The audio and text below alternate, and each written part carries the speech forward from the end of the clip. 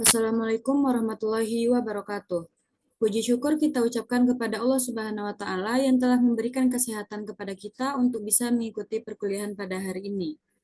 Sebelumnya, kami mengucapkan terima kasih kepada Ibu Dr. Dina Sukma SPSI SPD MPD yang telah memberikan kesempatan kepada kami untuk mempresentasikan hasil diskusi kami. Dan juga kami mengucapkan terima kasih kepada teman-teman yang telah mengikuti perkuliahan pada hari ini. Sebelumnya, perkenalkan kami dari kelompok 11 yang beranggotakan saya sendiri Pinta Yuni Gusfa dengan NIM 22231081, ada Nabila Darman Rozarifah dengan NIM 22031140, dan Yeni Pratama Putri dengan NIM 22058057. Pada kesempatan kali ini kami akan membahas mengenai pelayanan BK model komprehensif. Adapun topik pembahasannya yaitu yang pertama ada pengertian, tujuan, prinsip, dan juga contoh pelaksanaan. Untuk materi yang pertama akan dijelaskan oleh Yeni Pratama Putri. Kepada Yeni disilahkan. Baik, terima kasih kepada moderator. Di sini saya akan menyampaikan materi mengenai apa itu pelayanan BK dalam model komprehensif. Model komprehensif merupakan model yang memposisikan konselor ataupun guru BK dalam menaruh perhatian penuh kepada seluruh peserta didik, bekerja sama dengan orang tua, guru kelas, administrator sekolah, dan stakeholder sekolah lainnya. Yang dimana model komprehensif ini juga memiliki beberapa tujuan. Di antaranya yang pertama yaitu peserta didik diharapkan dapat memahami dan dapat mengetahui kehidupan yang mencangkup kehidupan akademik, karir, dan pribadi sosial.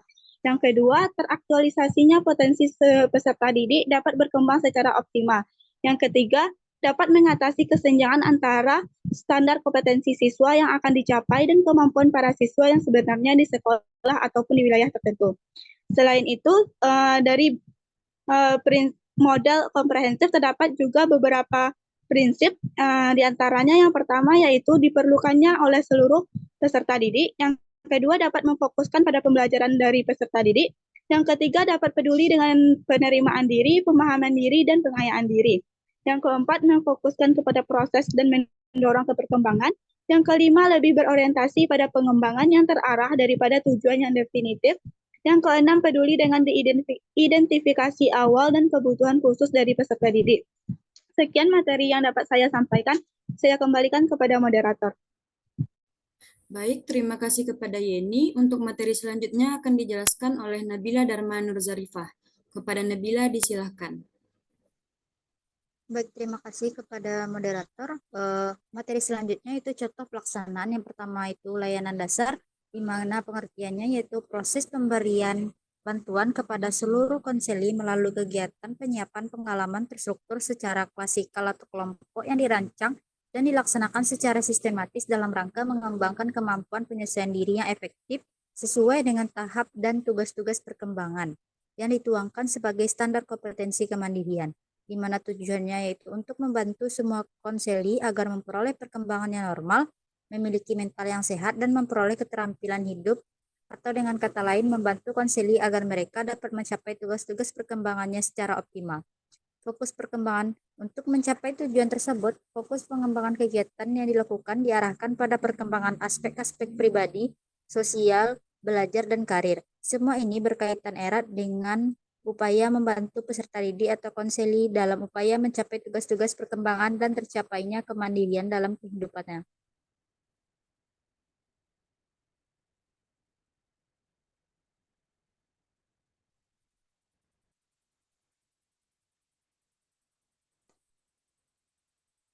Yang kedua yaitu layanan peminatan dan perencanaan karir, di mana pengertiannya yaitu program kurikuler yang disediakan untuk mengakomodasi pilihan minat, bakat, atau kemampuan peserta didik atau konseli dengan orientasi pemusatan, perluasan, dan pendalaman mata pelajaran atau muatan kejuruan. Tujuannya untuk membantu konseli agar memiliki pemahaman tentang diri dan lingkungannya, serta mampu merumuskan tujuan, perencanaan, dan pengelolaan terhadap perkembangan dirinya, baik menyangkut aspek pribadi, sosial, belajar, maupun karir, dan dapat melakukan kegiatan berdasarkan pemahaman, tujuan, dan rencana yang telah dirumuskan. Fokus pengembangannya yang pertama pemberian informasi program peminatan, Yang kedua, melakukan pemetaan dan peserta didik atau pengumpulan data, analisis data, interpretasi hasil analisis data, dan penetapan peminatan peserta didik. Yang ketiga, layanan lintas minat, layanan pendalaman minat, serta layanan pindah minat.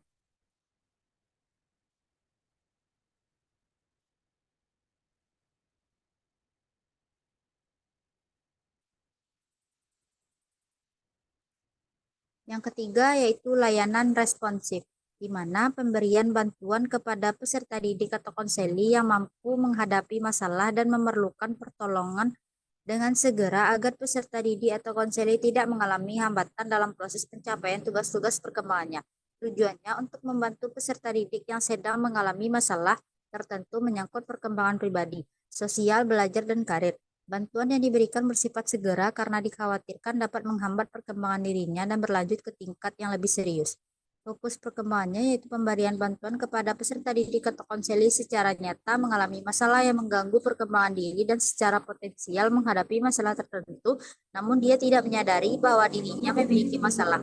Masalah yang dihadapi dapat menyangkut ranah pribadi, sosial, belajar, atau karir. Sekian materi dari saya kembalikan kepada moderator. Baik, terima kasih kepada Nabila. Untuk materi selanjutnya akan saya jelaskan sendiri, yaitu contoh pelaksanaan yang keempat, yaitu ada layanan perencanaan individual. Adapun pengertiannya, layanan perencanaan individual ini merupakan bantuan kepada peserta didik atau konseli agar mampu merumuskan dan melakukan aktivitas-aktivitas sistematik yang berkaitan dengan perencanaan masa depan berdasarkan pemahaman tentang kelebihan dan kekurangan dirinya, serta pemahaman terhadap peluang dan kesempatan yang tersedia di lingkungannya. Sedangkan tujuannya yaitu untuk membantu konseli agar memiliki pemahaman tentang diri dan lingkungannya, mampu merumuskan tujuan, perencanaan, atau pengelolaan terhadap perkembangan dirinya, baik menyangkut aspek pribadi, sosial, belajar, maupun karir, dan dapat melakukan kegiatan berdasarkan pemahaman, tujuan, dan rencana yang telah dirumuskan. Contoh pelaksanaan yang kelima yaitu ada layanan dukungan sistem.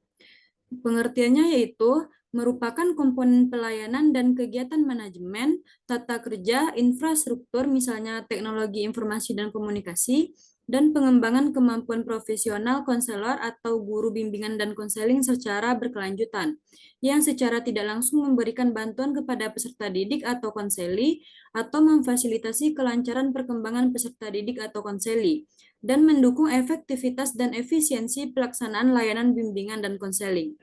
Adapun tujuan dari layanan dukungan sistem ini yaitu memberikan dukungan kepada konselor atau guru bimbingan dan konseling dalam memperlancar penyelenggaraan komponen-komponen layanan sebelumnya dan mendukung efektivitas dan efisiensi pelaksanaan layanan bimbingan dan konseling.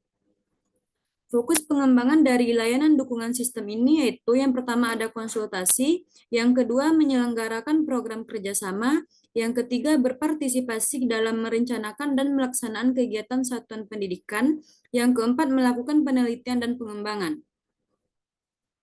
Sekian pemaparan materi dari kelompok 11. Jika ada teman-teman yang ingin bertanya, silakan diisi di forum diskusi di e-learning.